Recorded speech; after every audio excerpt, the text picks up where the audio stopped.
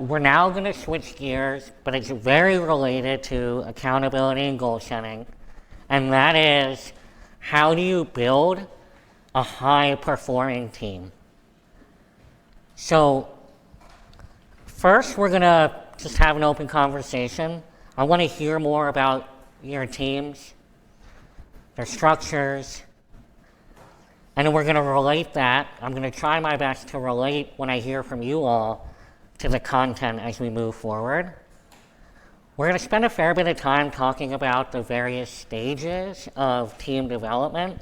There's a science, there's been a lot of research into the stages that teams go through as they gel, as they develop, as they learn about each other. We're going to use another framework around two fundamental building blocks for high-performing teams, and we're going to talk about those building blocks.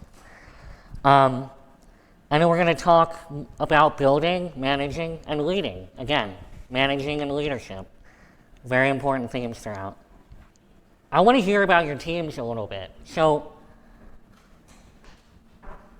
tell me a little bit, tell the group a little bit about your team.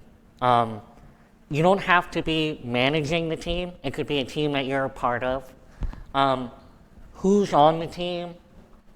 Does the team have leaders, managers, both? Just want to hear. Well, thank you very much for that. Thank you for sharing. I want us all to think about, as we go through this content, the dynamics. You mentioned a very clear dynamic on your team. Think about the dynamics of your team. Think about who's supposed to be leading, who's supposed to be managing. Are they actually doing that? Is there the accountability? Think about your teams, right? As we go through this content. One really quick exercise. It'll take 2 minutes, and we'll talk about why this matters at the end. Think about somebody on your team that you would consider a friend. And then think about another person on your team that you don't really consider a friend. They're just they're a colleague, they're on your team. Write down 3 personal things you know about your friend at work and 3 personal things you know about your colleague at work that you might not consider a friend.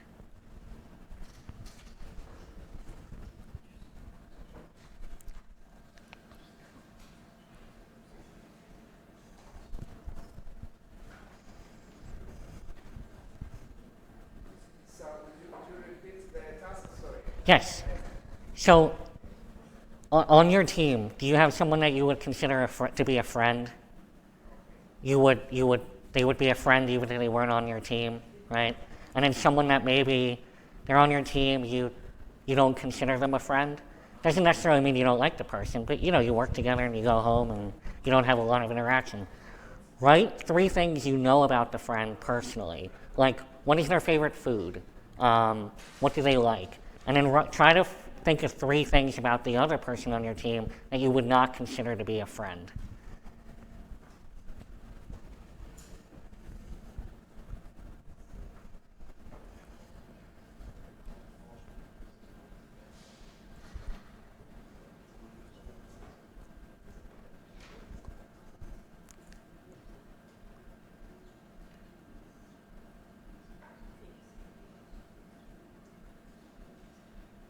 Okay, if you're still doing it, that's fine. As I said, at the very end, I'll talk about why I asked you all to do that. But for now, does anyone have any observations about that exercise? Was it hard? Was it easy? Anything? I know more about personal things with a friend than my colleagues. Yeah? Did you hear what she said? She knew more about her friend than the person that she considered just a colleague. Was that a pretty similar experience that you all had? Yes? Did anyone have trouble thinking of the 3, could anyone not name 3 things for the person they considered a colleague, not necessarily a friend? Yeah? Yeah. Same thing. Same thing here. If I would have had trouble on that second one too. Okay. So, in healthcare, especially if you all are in a surgical environment or if you're in an inpatient setting, don't teams change a lot? Do you find that teams are always changing? Yeah? Well, in the States, especially on the inpatient side of things, you have physicians and nurses. The nurses are constantly moving into different settings, different roles, and so oftentimes medical professionals in a care setting have to actually develop some sort of relationship and connectivity and group dynamic with a team in one day. Sometimes it's not uncommon for a surgeon to go into the OR and they don't know who the nurse is that's going to be handing them medical equipment. So what are the stages of group development? Let's unpack that a little bit and see if we can find anything that's helpful for our own experiences back at home, back at work. So this is called the Tuckman stages of group development. So Bruce Tuckman was an American psychological researcher, and he did a lot of work around group dynamics. And he developed and identified these 5 stages of group development. And I want to walk us through each stage. And as we walk through each stage, I want you all to think about, it can be yourself, you can put yourself within this context, or you can just think about people more generically, and think about at each stage, how are the people in the group feeling? How do they feel at each stage? What are some of the behaviors that you think people would exhibit as they go through each stage of this group development process? So the first stage is forming. This is the process of putting the structure of the team together. At this stage, people are kind of feeling each other out, right? There might be a lot of new people, you don't know them. You're trying to get a sense of who they are, what their position is, what their personality is. You're just getting used to things. Typically, people in this stage are going to be a little conflict averse, right? You don't want to walk into a room for the first time with people and you don't want to start a conflict, right? You're going to be a little hesitant. You're going to maybe listen, observe a little bit. You're going to feel things out. This is the stage where people often will immediately kind of look to who's the leader in the room. So we have 5 people in this room. Who's the leader? Do you think at this stage a leader is likely to emerge? What do you all think? Yes? I think yes. Someone who is One person from the group is very active and the rest is less. Okay, always. But it depends. Yeah, I think you're both. You can also different types of leaderships. Yeah, I think you're both right. It always depends, right? You could have a random group of 5 people that are more passive, right? You could get a group of people there's not a single eagle, right, in the group, and then that's what we would call a power vacuum, right? You ever heard that term, power vacuum? There's nobody to kind of take charge. But if there is an eagle in the group, they're going to take advantage of that power vacuum, and they're going to put their foot forward, and they're going to lead. So it's very common that in this stage of the Tuckman's chart here, a leader does emerge. if someone has that tendency to lead, they're going to step in and they're going to take control. They're going to exert their dominance. Now, the second, oh, there we go. What's happening? There we go. The second stage is the storming stage. So this is where the team really starts to organize. And presumably they have an objective that they have to achieve together. So let's, for the rest of this discussion, let's assume that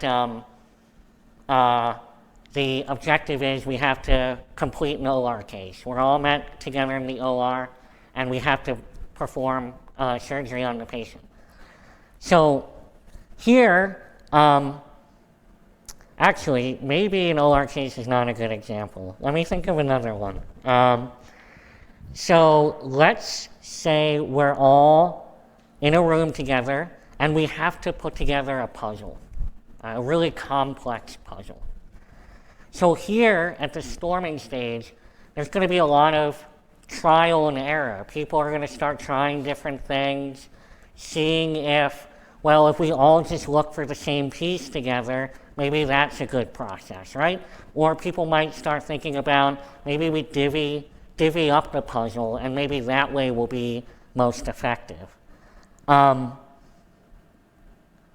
do you think are some of the, again, going back to the question, some of the behaviors or thoughts and feelings that people might have at this stage in the group development process?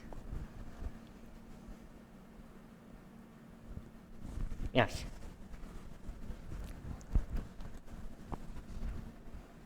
In the group development process, is the most risky part, and that's the reason why it has this down aspect.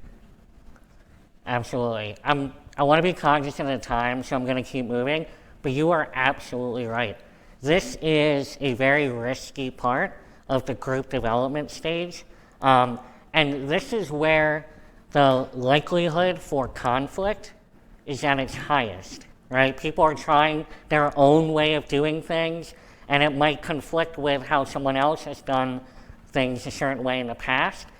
And absolutely, you should come up here and talk about this, because this is where, in the forming stage, there might be two egos in the group, right? And they may try to emerge in the forming stage, but then when we're in storming and we're starting to think about how to do a certain thing, those two egos are going to go at each other. So there's so many different opportunities for conflict in this stage. So norming. This is the stage where members create a new way of doing things. This is where ideally the conflict is kind of eased a little bit, and the group has come around to a consensus on what is the approach we are going to take as a group to tackle the problem. This is where the group develops cohesion, and leadership can change ideally from there's a single leader to now we have a united vision of what leadership can look like.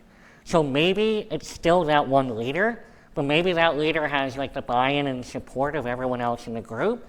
Or maybe this group develops a shared leadership model where you're the leader of A, you're the leader of B, and that's how we're going to move forward. So this is really the stage where the group starts to really, in the stage we would say, find their footing, right? Get their legs under them to start moving forward. Performing. This is where the group really hits their stride. The team is flexible as individuals, and they adapt to meet the needs of other team members. This is the most productive stage in Tuckman's model. People start to be able to work independently and in subgroups, and they really act as a total unit with equal competency. And then the last stage is adjourning. So the project, the team, the group is coming to an end. Again, they continue to perform. Things are going well. What are some of the emotions that people might be feeling at the adjourning stage?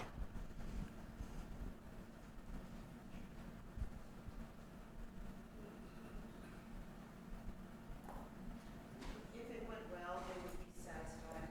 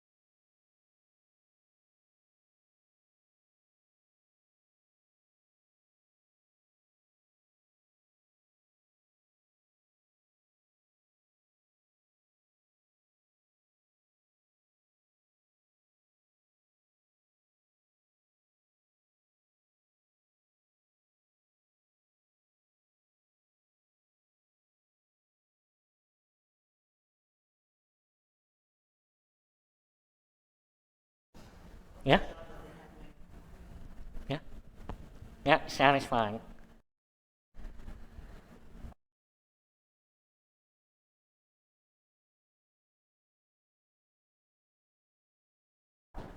Another one, because we're behind the clock, I'm going to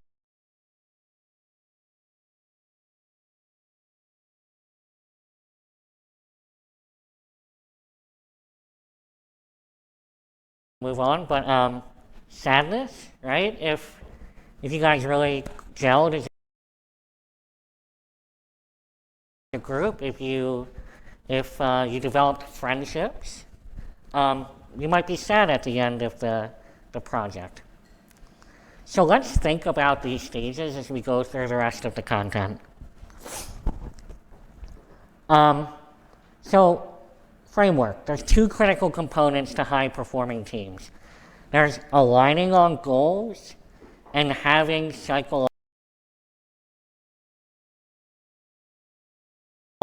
safety. Scott talked about psychological safety yesterday. Critically important.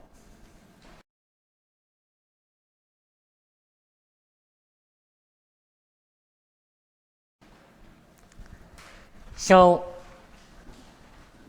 when a team gets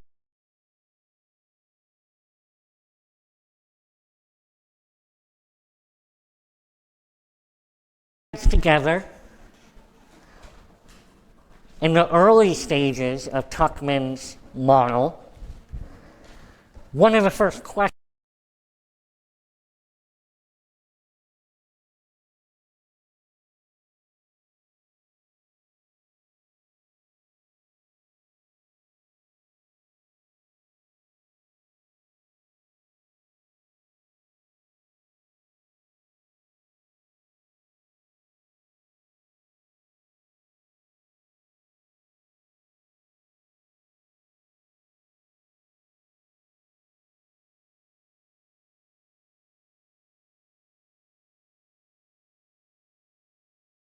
questions is, well, what are the goals? Why are we here together? What are we supposed to be achieving?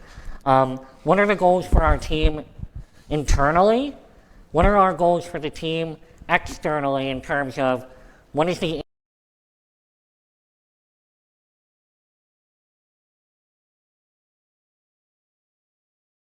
impact we should be driving for the broader organization?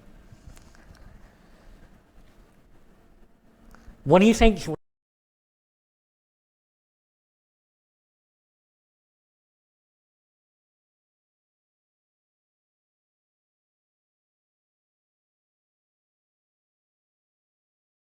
really challenging about this part of goal alignment? Why is it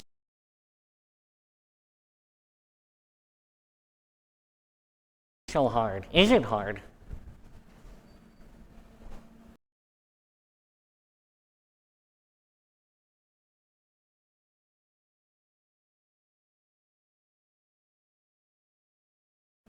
They have different values, so they're motivated by different things. Yeah, did everyone hear that? People have different values. They're motivated by different things. Yep.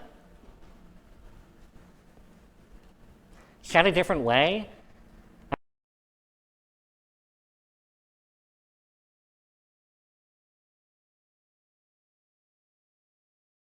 I mean, yes, and they have different goals, right? So even if values aren't necessarily a part of the consideration set, they have a different goal for what they think needs to be done, right? And these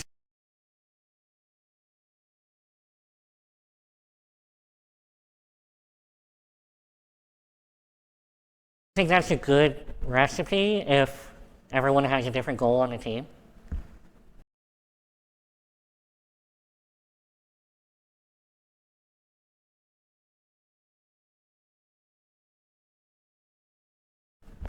No, it's not. So I have an example from my personal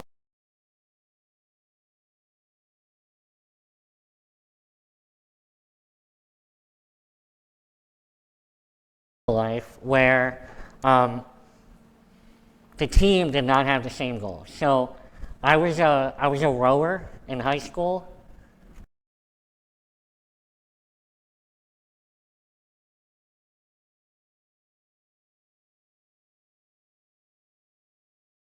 Pretty universal sport, right, rowing? And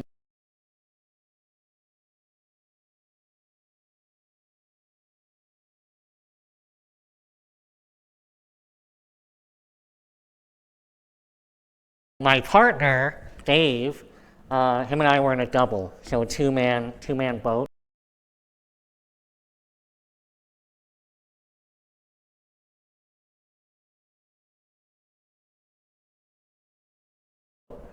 And he was better at rowing than I was.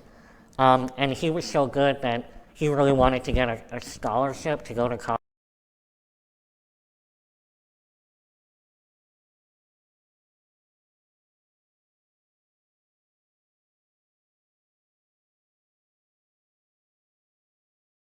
And row.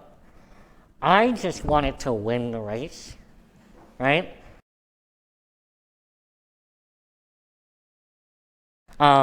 So my goal was to win.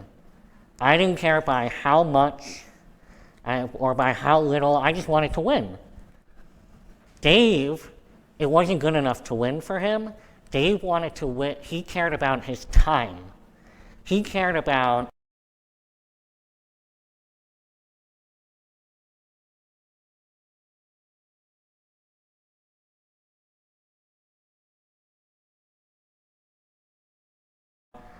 finishing the race at a time that colleges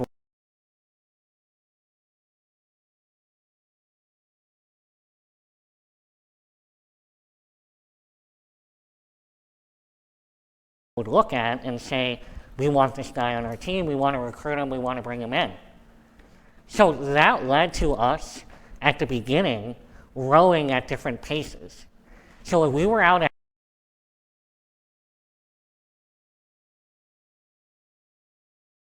ahead, I would kind of chill out a little bit. I'm like, oh, we're going to win this race, all right?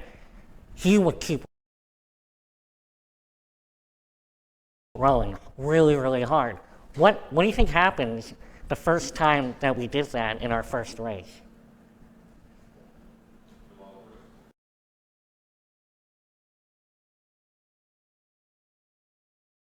What?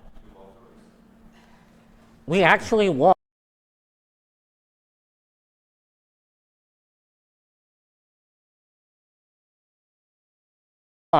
Well, here's what happened.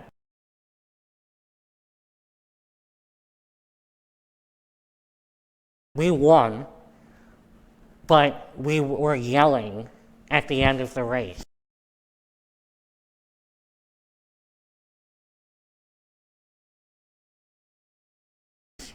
Because we had different goals. I achieved mine, but he did not achieve his. And it created conflict. You know what else could have happened? We could have been unlucky. We literally could have flipped the boat, and then we would have lost. Because if you're not in sync with your partner,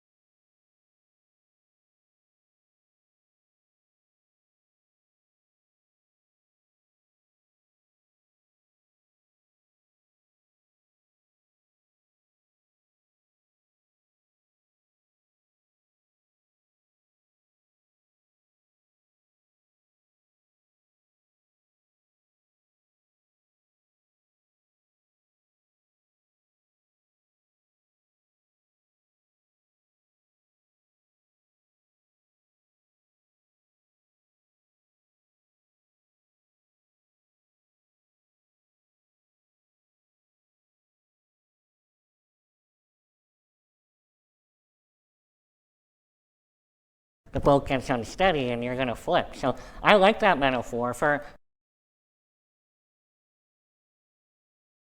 why it's so important to make sure when you have a team, you're really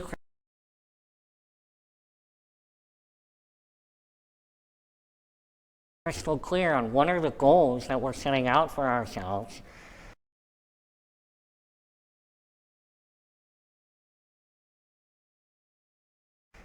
Sometimes we just go into motion, we just start working, and we never take that opportunity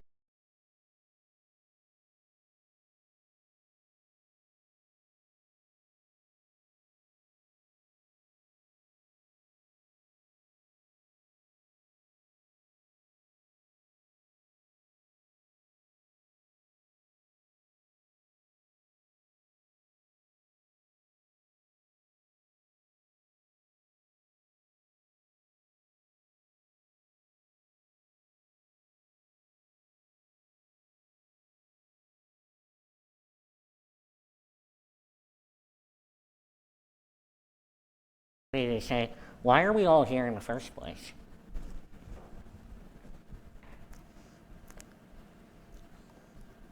What stage of Tuckman's model do you think goals are most likely going to be misaligned?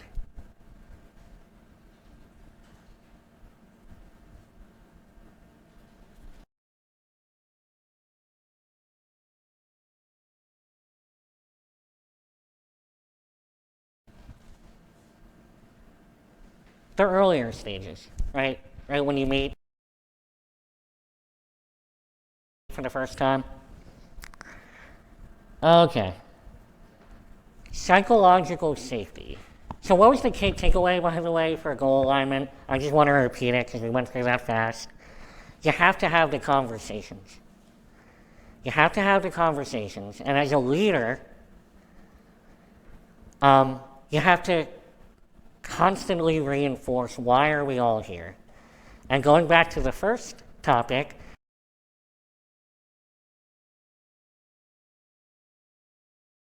if you can connect the goal to people's values, you'll be even much more successful. So I like to think of it as a formula for success is make sure everyone understands the goal, talk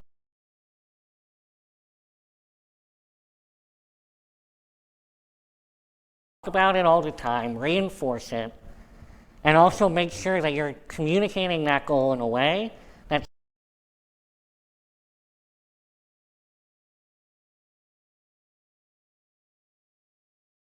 speaks to people's values, speaks to what drives them, what they find most important. So, psychological safety, the second key element to driving high performing teams. We have talked a lot about psychological safety.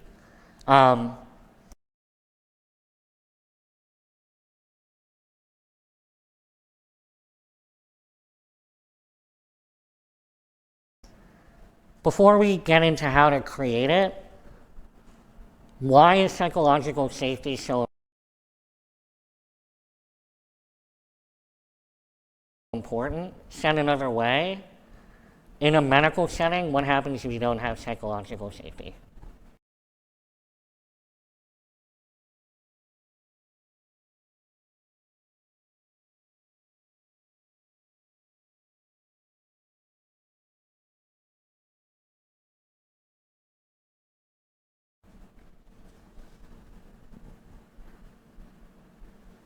What could happen?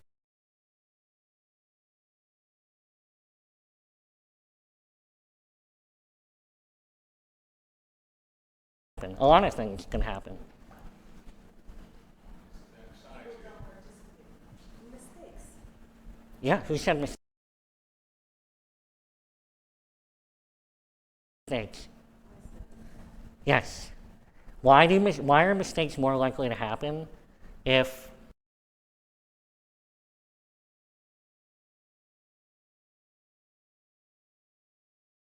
there's not psychological safety? Yeah, you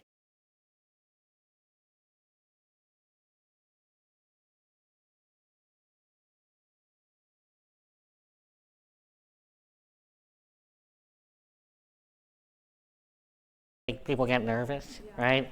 If your boss is gonna like throw the book at you.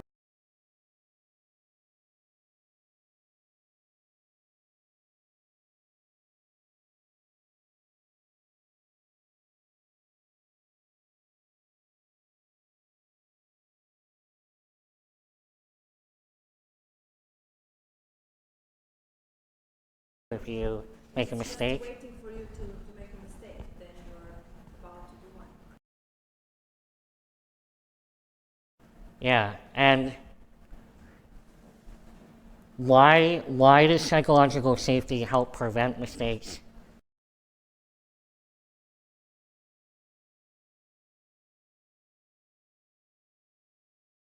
In the future.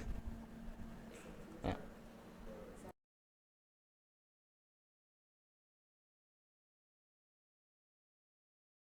You have to feel comfortable to report mistakes. Do we have a pen?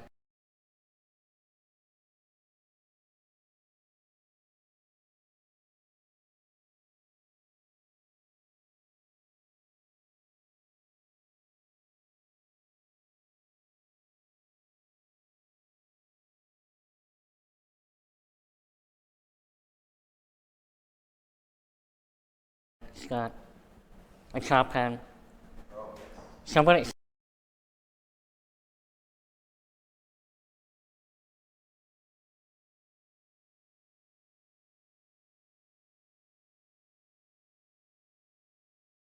Somebody's gonna get a chop pen. You're gonna get a pen.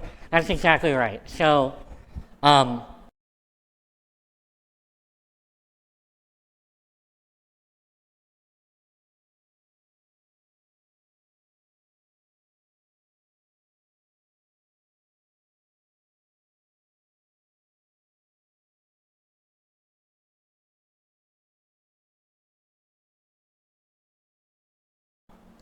if somebody doesn't feel comfortable saying, hey, I made a mistake, I made a mistake,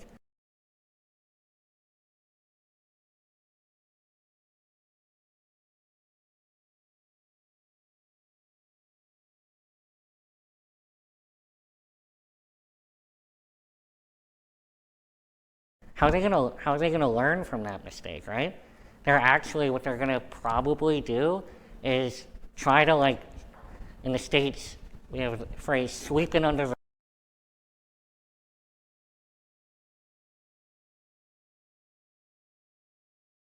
the rug. Like, I'm gonna hide that mistake. Hopefully nobody notices it.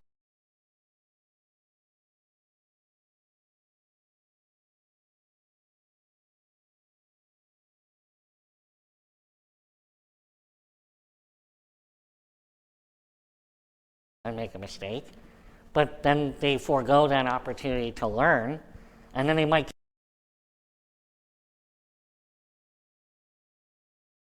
keep making that mistake. So if we don't have that psychological safety,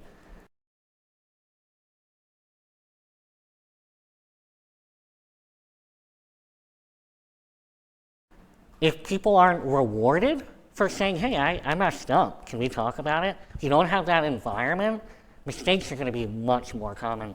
And there's so much, Evan or Tristan probably talk about, there's so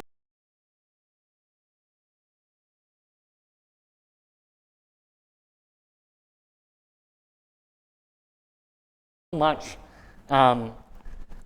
research out there that shows psychological safety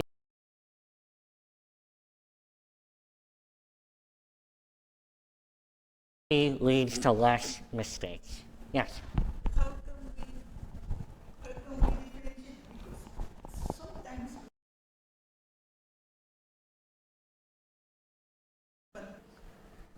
Yes, absolutely. Did everyone hear that? So,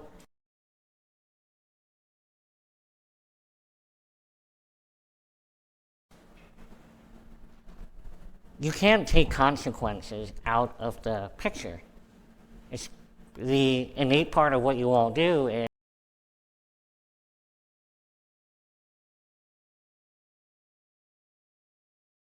is you are treating people, you're caring for people,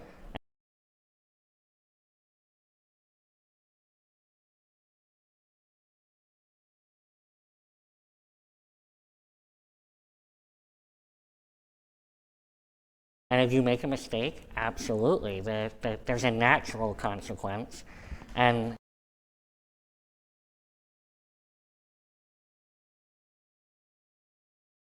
we didn't get to the types of consequences, but one of the types of consequences is natural. If I do X, then Y will naturally happen. So in the context of healthcare, patient harm is a natural consequence often of making a mistake.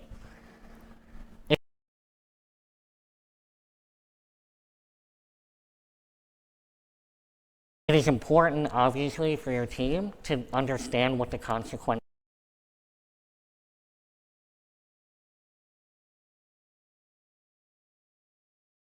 are. There's no way around that. But as long as you don't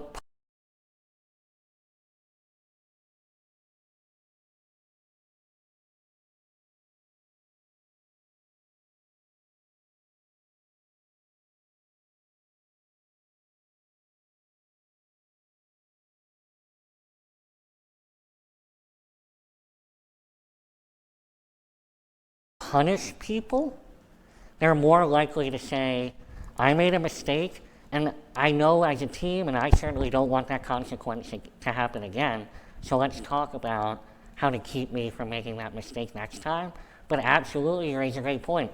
You have to communicate consequences because you don't want people to keep making mistakes, but there's a cycle. If they keep making mistakes and they never say, I made a mistake, it's going to keep happening, and that consequence is going to keep happening.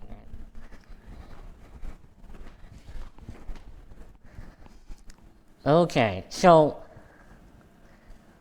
these are some of the key tenets of creating psychological safety. I would love to hear from someone, give an example of when you employed one of these tactics to create psychological safety on your own team. What happened, and how did you create the safety to have the hard conversation to make sure that the next time the mistake didn't happen again? Yes?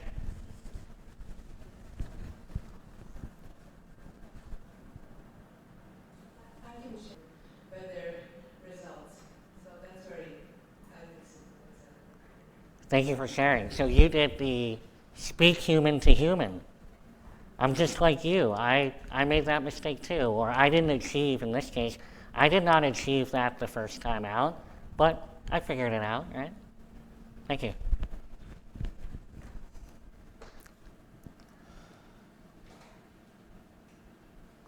So, let's say your team is meeting expectations. They are flying high. They're fantastic. They're doing everything that you expect of them.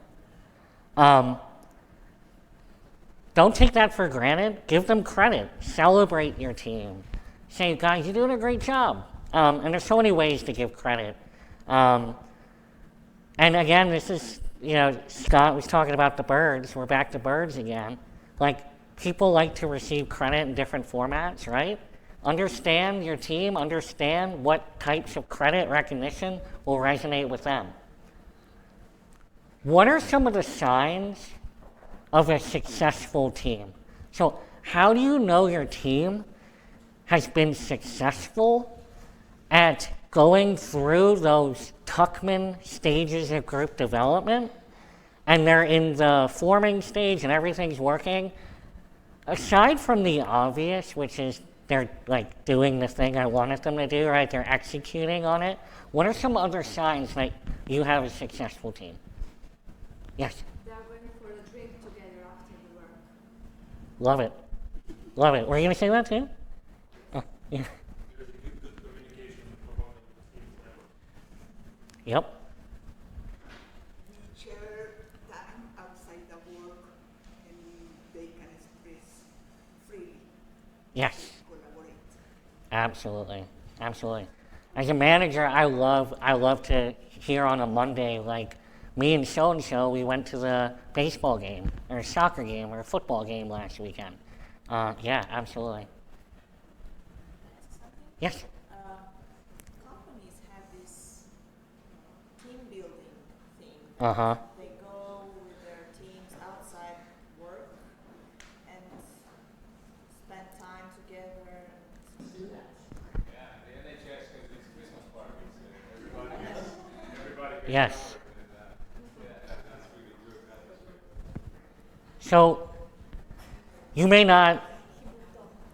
or may not be successful in convincing your company. In this case, right, it's the Romanian military, right? Right? So you may not be successful in convincing the military to have company outings, but there's power in numbers. And maybe, you talk to your friend at work, and next thing you know, 10 of you realize it'd be nice to do that, and then you go on and do it yourselves. Yes? All right, we're going to keep going. Almost through. Did I hear someone? Oh. So, a lot of what we talked about just now is the camaraderie part, right?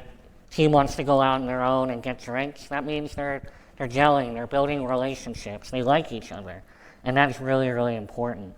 Also, confidence and knowledge. So,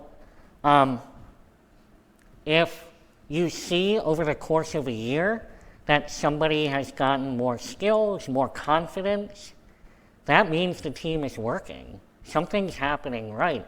If after a year, someone on your team has not improved their skill, it doesn't necessarily always mean that it's the fault of that individual is not doing something right. It could mean that the people on the team that were best positioned to teach them, to bring them along, to partner with them, may not be exhibiting those behaviors. Of course, sometimes it's the person, it's the individual, but sometimes it's the team. It's not always the individual's fault.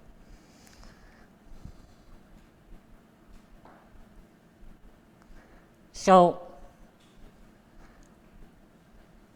6 questions to ask yourself that I think are particularly helpful when your team is not meeting expectations and you want to start to diagnose, well, why is that? Why is my team not performing the way it should be? And I've had to do this myself. And a good leader, the default, the thing a good leader thinks about first before blaming the team is, what am I maybe not doing right? So have I been clear about what's expected?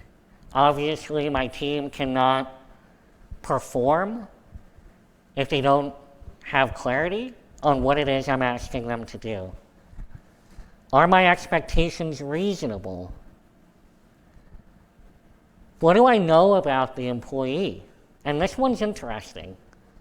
And again, this goes back a little bit to why I asked you all at the beginning of this hour to try to come up with, what do you know about that person on your team that you wouldn't consider a friend? If you don't take a little bit of time to learn about a person outside of the work environment, you're going to have no idea kind of what makes them tick, what are their values. And if there's something happening outside of work that's really stressful or hard for them, do you think that has an impact on the quality of the work that they bring in every day? It does. So getting to know people, getting to take that extra little bit of time to really understand about their situation, about what they like, what they don't like, where they come from, can help equip you to understand what are the supports and what are the motivators of this individual.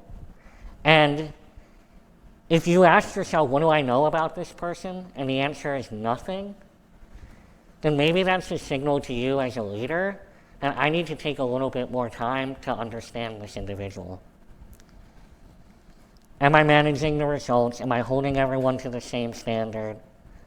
Am I providing actionable feedback that is clear, firm, and kind?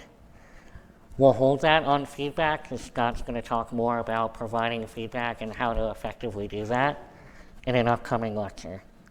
So I am running behind by a lot. So I want to end here. If you were to take one slide away from this presentation, I'd like it to be this one. To me, these are the best practices of how to lead a successful team.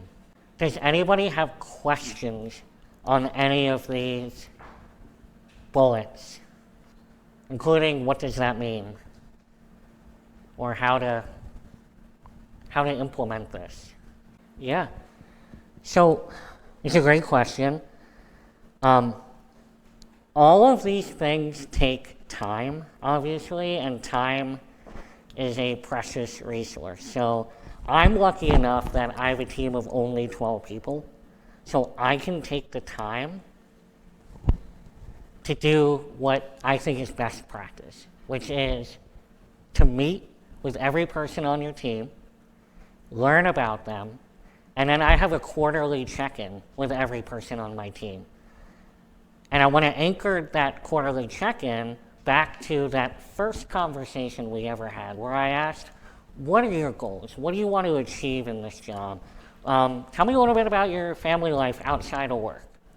And then when I check in with them every quarter, that thing you told me about when we first met, how's that going, right? How's your daughter? How's your son? Now, there are people at SHOP, and I'm sure it's the same in your institutions, they might have 500 people on their team. They're not going to be able to have those conversations with 500 people. So what's the next best thing? Is to really have your direct reports that might have a more manageable amount of employees to encourage them to have those conversations. And when all else fails, also do the thing you mentioned, which is observe. There's power in observation. So you may be able to observe things and make inferences, and from there, maybe learn about what are the needs of the people on your team, and see if you act a certain different way next time, they respond differently, and if they do, you probably hit on a need they have that you were observing in the course of your work. So we're at time. I know we're all hungry. Thank you very much. I really appreciate it. And if you all have any questions on this, I'll hang around here for a little bit. Thank you.